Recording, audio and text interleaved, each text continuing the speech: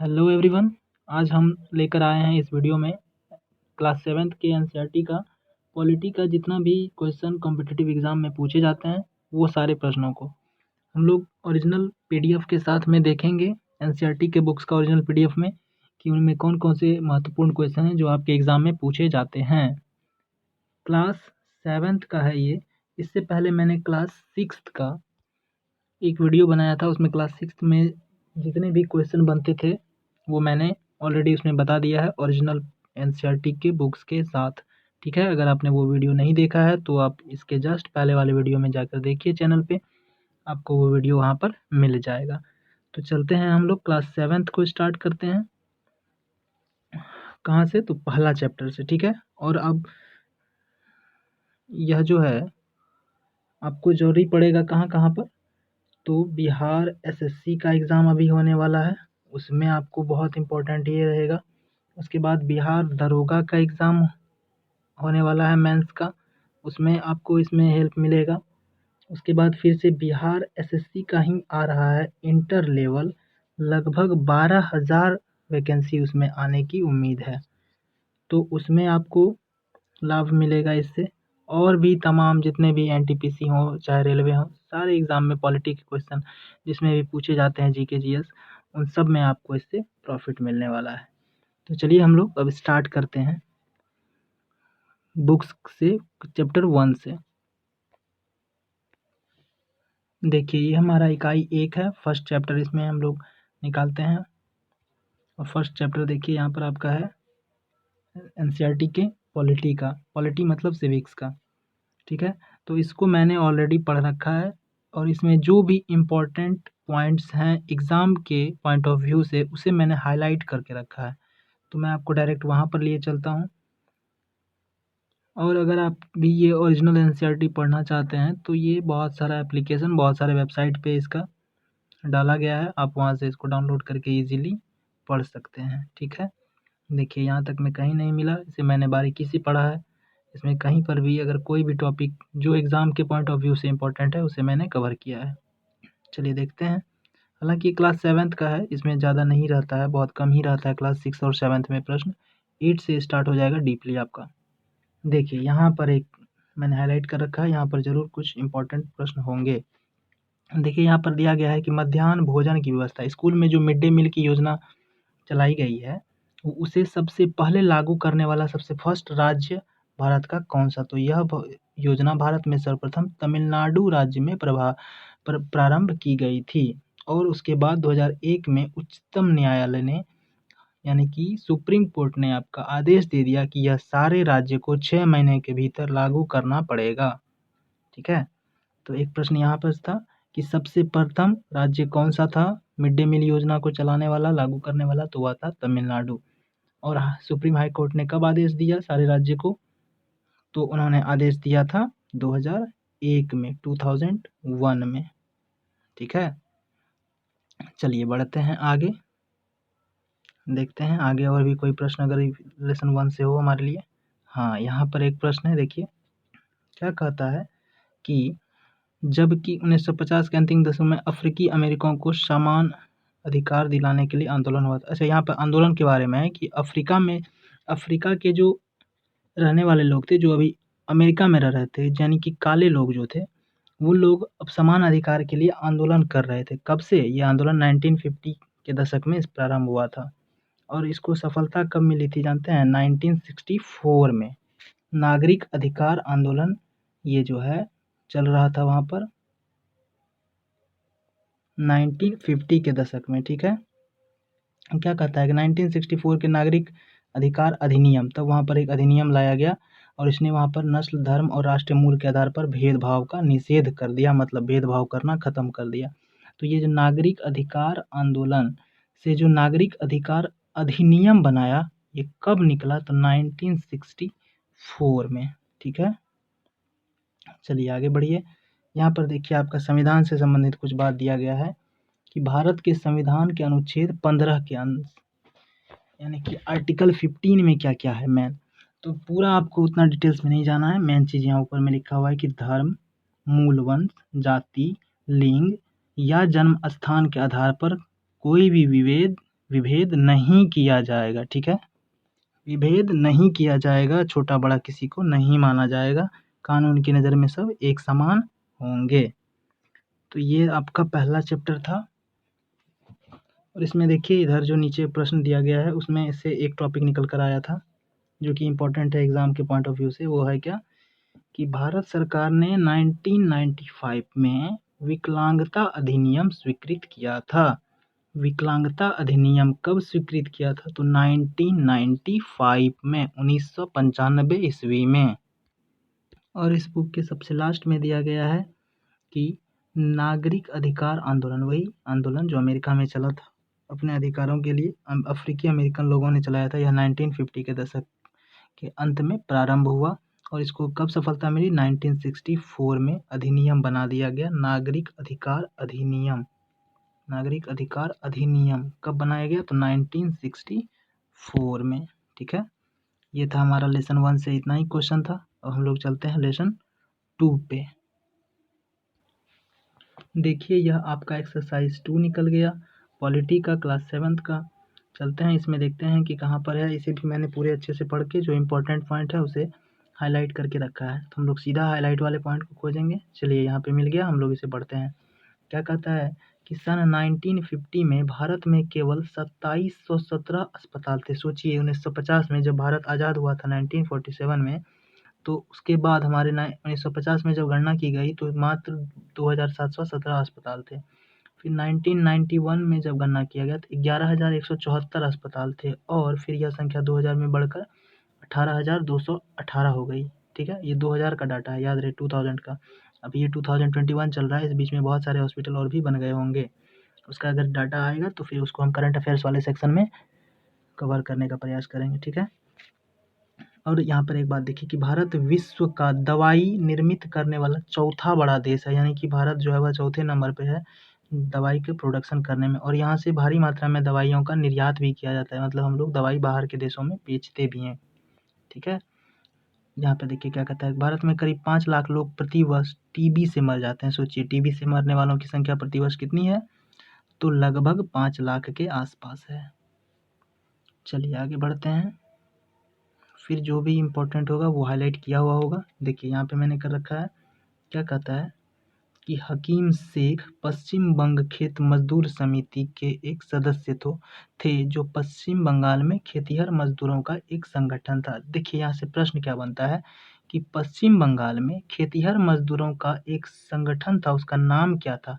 तो उसका नाम था पश्चिम बंग खेत मजदूर समिति, शॉर्ट में बोलेंगे PBKMS, ठीक है। और इसके ज़्यादा इसमें कोई प्रश्न नहीं है, वह एक स्टोरी है मात्र, और कुछ भी नहीं है। ओरिजिनल बुक्स अगर आप लोग पढ़ना चाहते हैं तो नेट से डाउनलोड करके पढ़िए, एप्लीकेशन भी आता है उससे भी पढ़ सकते हैं, नहीं तो बहुत सस्ते दाम में मार्केट में अवेलेबल है, वहाँ से खरीद के भी पढ़ सकते हैं। देखिए यहाँ पर और तो कोई क्वेश्चन अभी तक नहीं मिल रहा है, देखते हैं। देखिए यहाँ पर एक क्वेश्चन मिल गया, 1996 में क्या है, इसको समझने का प्रयास करते हैं। 1996 में केरल सरकार ने राज्य में कुछ महत्वपूर्ण परिवर्तन किया और राज्य के पूरे बजट का 40% पंचायतों को दे दिया गया। अच्छा, पंचायत को, यानी कि गांव के विकास के लिए उन्होंने ध्यान दिया, और 1996 से उन्होंने अपने गांव वाले जो पंचायत होता है वहाँ पर 40% अपना बजट का वहाँ देने लगे, ताकि वहाँ पर गाँवों में अच्छी से अच्छी सुविधाएं हो सके, पढ़ने लिखने का, आंगनबाड़ी वगैरह खोला जा सके, ठीक है।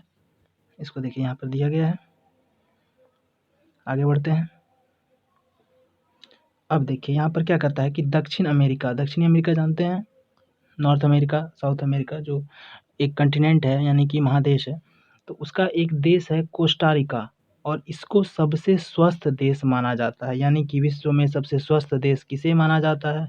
तो आप बताएंगे कोस्टारिका को। या आपसे पूछ सकता है कि कोस्टारिका किस महादेश में पड़ता है? तो यह पड़ता है दक्षिणी अमेरिका महादेश में, ठीक।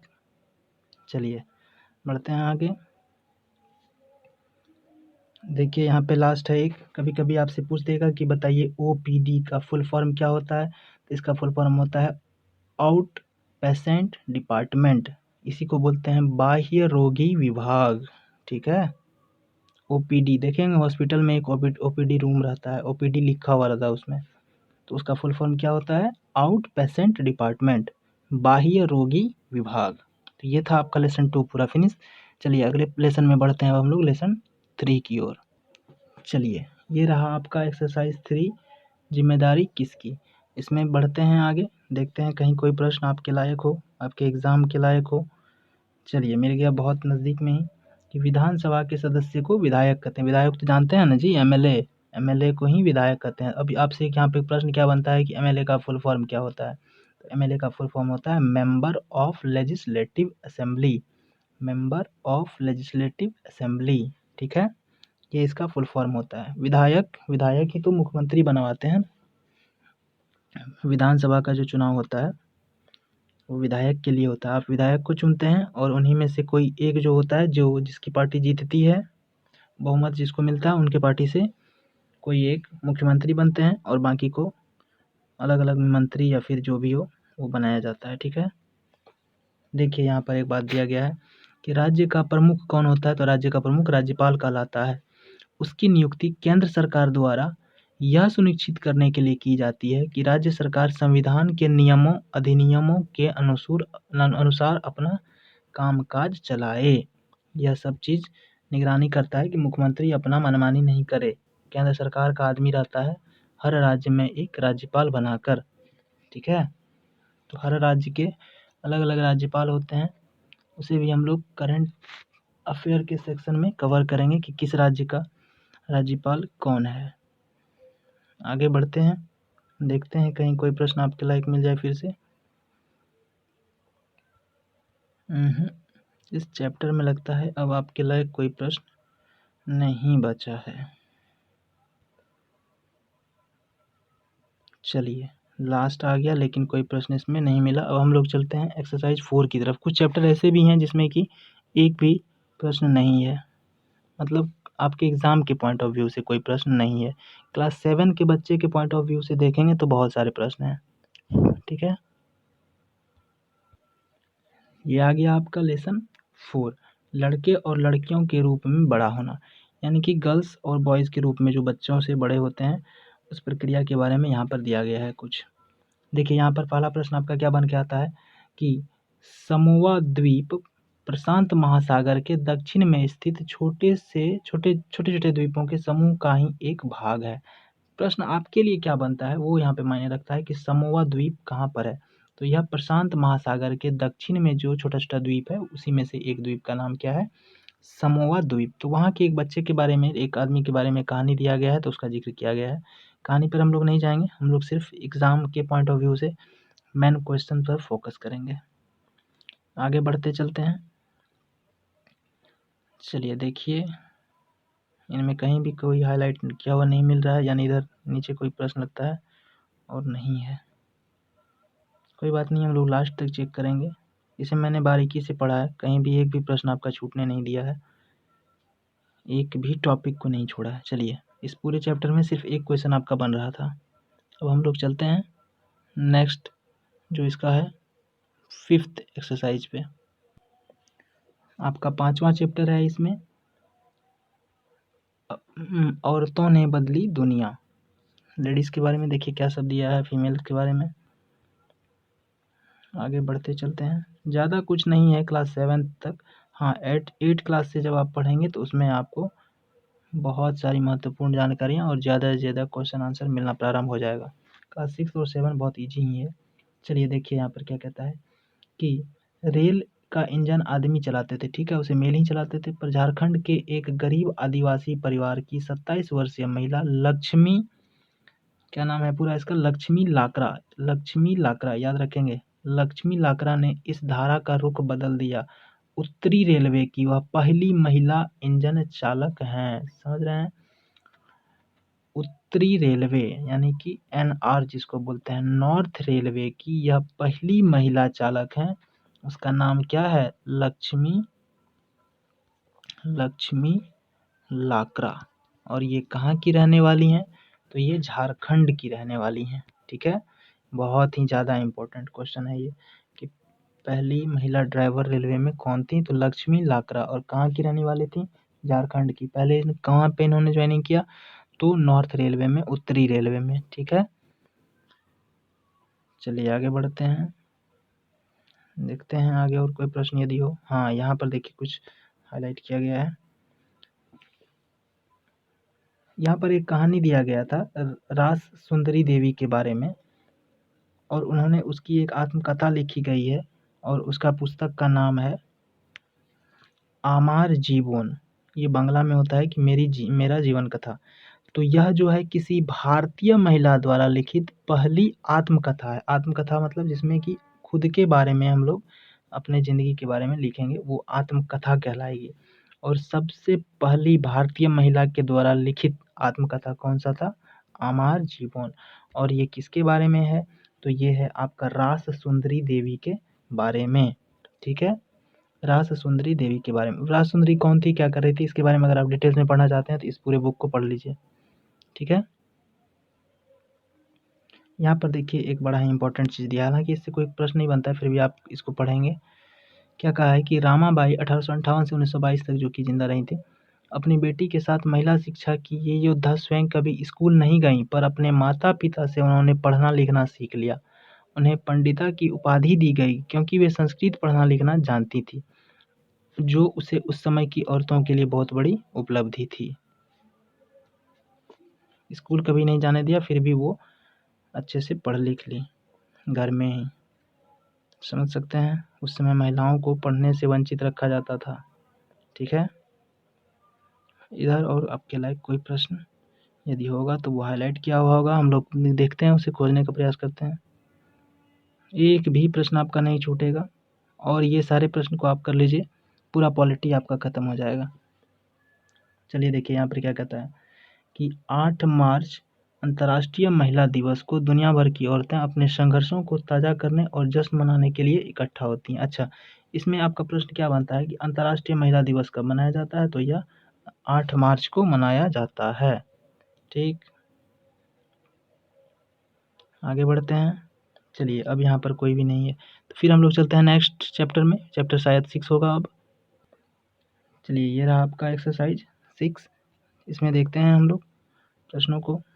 संचार माध्यमों को समझना। अच्छा, संचार माध्यम यानी रेडियो टीवी के बारे में इसमें कुछ ना कुछ दिया गया होगा, कुछ ज़रूरी।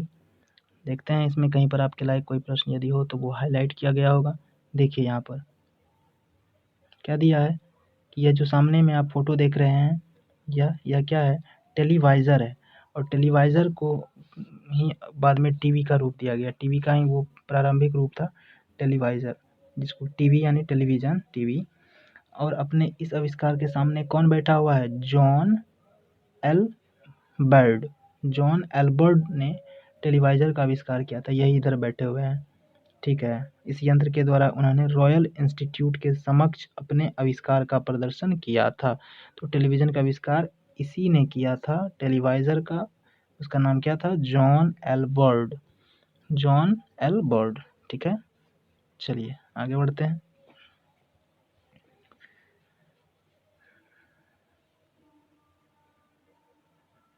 चलिए, यहाँ पर ये सब कुछ भी नहीं है, इसमें आपके लायक कुछ वैसी बातें दी नहीं गई हैं।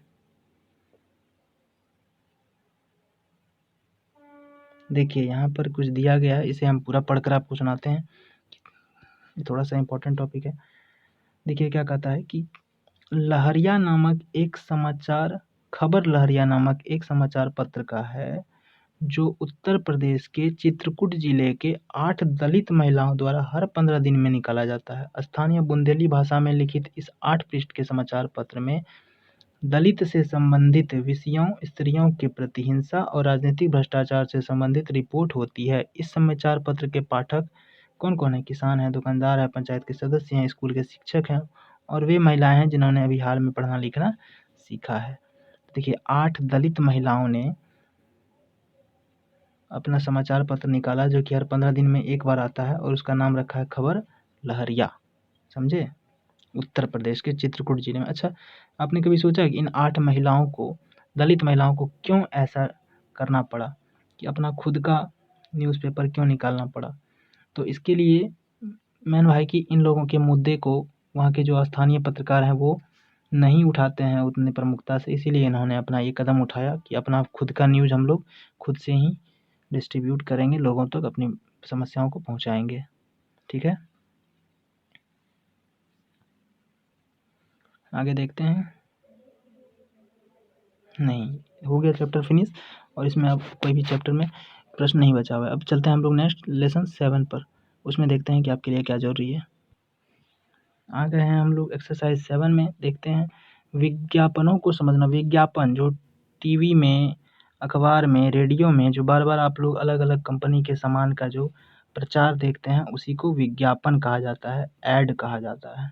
ठीक है, तो देखते हैं इससे संबंधित कोई महत्वपूर्ण जानते देखिए यहाँ पर कितना इंटरेस्टिंग जानकारी है। आप इसको थोड़ा सा समझने का प्रयास कीजिए कि जो ब्रांड वर्ड है ना, ब्रांडिंग जिसको हम लोग बोलते हैं, यह जो है ना एक्चुअल में क्या है, इसका हिस्ट्री हम लोग थोड़ा सा देखिए यहाँ पर क्या कहता है। कहता है कि ब्रांडिंग या दागना दरअसल पशुपालन की जरूरत से उभरा हुआ शब्द है। अलग अलग मालिकों के पशु चारागाहों में एक साथ चरा करते थे और उन्हें पहचानने में समस्या पैदा होने लगी, तो मालिकों ने उस दिक्कत का हल निकाला।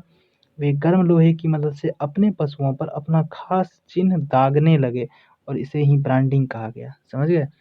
अभी जो आप लोग ब्रांड देख रहे हैं, एप्पल, ओप्पो, अलग अलग कंपनी का, अजंता और भी जो भी है, एडिडास, तो ये सब ब्रांडिंग कहाँ से आया? यहीं से इसका शुरुआत हुआ कि एनिमल्स जब चरने जाते थे तो वो आपस में मिक्स हो जाते थे, लोग पहचान नहीं पाते थे, तो इसके लिए उन्होंने लोहे की रॉड से उनको दागना स्टार्ट कर दिया, अपना खुद का कोई से कोई डिज़ाइन बनाकर, ताकि वे अपने पशुओं को पहचान सकें। तो यहाँ से ब्रांडिंग स्टार्ट हो गया। देखिए कहाँ कहाँ से लिया जाता है टॉपिक्स को। तो हालांकि ये प्रश्न आपका एग्ज़ाम के लिए नहीं था, थोड़ा सा जानकारी के लिए था आपका। आगे बढ़ते हैं, देखते हैं अगर यदि और कोई आपके लिए प्रश्न हो इस चैप्टर में। तो लग तो नहीं रहा है कि अब कोई प्रश्न आपके लिए इसमें बचा हुआ होगा, बिल्कुल भी नहीं। लेसन 7 खत्म हो गया, देखते हैं आगे। देखिए लेसन 8 का एक क्वेश्चन है, यहाँ पर थोड़ा सा क्लियर नहीं दिखाई दे रहा है, आप मेरी बातों को ध्यान से सुनेंगे तो समझ जाएंगे। क्या कहता है कि जिनिंग मिल क्या है? जिनिंग मिल यह एक ऐसा फैक्ट्री होता है जहाँ रुई के गोलों से बीज अलग किया जाता है। यहाँ पर रुई को दबाकर गट्ठर भी बनाया जाता है जो धागा बनाने के लिए आगे भेज दिया जाता है। यानी कि आपसे पूछा जाए कि जिनिंग मिल का क्या काम है, तो यह जो है रुई के गोलों से बीज को अलग करने का काम करता है। जिनिंग मिल का काम क्या है? तो रुई के गोलों से बीज को अलग करना। लेसन 8 का ये एकमात्र क्वेश्चन था। अब चलते हैं हम लोग लेसन 10 में। 9 को नहीं कवर कर रहे हैं क्योंकि उसमें एक भी क्वेश्चन नहीं है, लास्ट चैप्टर है लेसन 10, चलते हैं हम लोग उसमें। ठीक है, आ गए हैं हम लोग एक्सरसाइज 10 में। चलिए एक्सरसाइज 10 में देखते हैं क्या कहता है कि समानता के लिए संघर्ष। समानता के लिए मतलब सबको एक जैसा दर्जा दिया जाए, इसके लिए जो संघर्ष किया गया है उसी के बारे में ये चैप्टर में आपको पढ़ने के लिए चीज़ें मिलेंगी। इसमें अलग अलग तरह की कहानियों से समझाया गया है बच्चों को, लेकिन हम लोग कहानी पर नहीं जाएंगे, हम लोग सिर्फ मेन पॉइंट पर जाएंगे कि क्या इसमें प्रश्न इम्पोर्टेंट है आपके लिए। चलिए यहाँ पर ये टॉपिक पूरा कवर करते हैं, देखते हैं इसमें क्या सब है। क्या कहता है यहाँ पर कि छिंदवाड़ा जिले के महादेव पहाड़ियों से निकलने वाली तवा नदी, समझिए छिंदवाड़ा जिला का महादेव पहाड़ी से निकलने वाला तवा नदी का नाम क्या है? होशंगाबाद में नर्मदा से मिलने के लिए बेतुल होती है। यानी कि होशंगाबाद में नर्मदा नदी और तवा नदी दोनों मिलती है। कहाँ पर? नर्मदा नदी और तवा नदी कहाँ पर मिलती है? होशंगाबाद में। ठीक है, नर्मदा नदी और तवा नदी कहाँ पर मिलती है? होशंगाबाद में। तवा पर एक बांध का निर्माण 1958 में आरंभ हुआ और 1978 में पूरा हो गया था।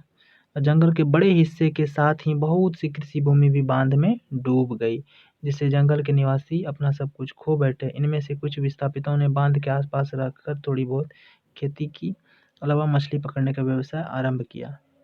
अच्छा, तो हमारा यहाँ पे सिर्फ एक ही चीज़ जानने का मकसद था कि ये तवा नदी और ये नर्मदा नदी कहाँ पर मिलती है? होशंगाबाद में। ठीक है, आगे बढ़ते हैं। चलिए यहाँ पर दिया गया है कि तवा मत्स्य संघ दिया गया है, इसके बारे में हम लोग थोड़ा सा जानने का प्रयास करते हैं। यह क्या?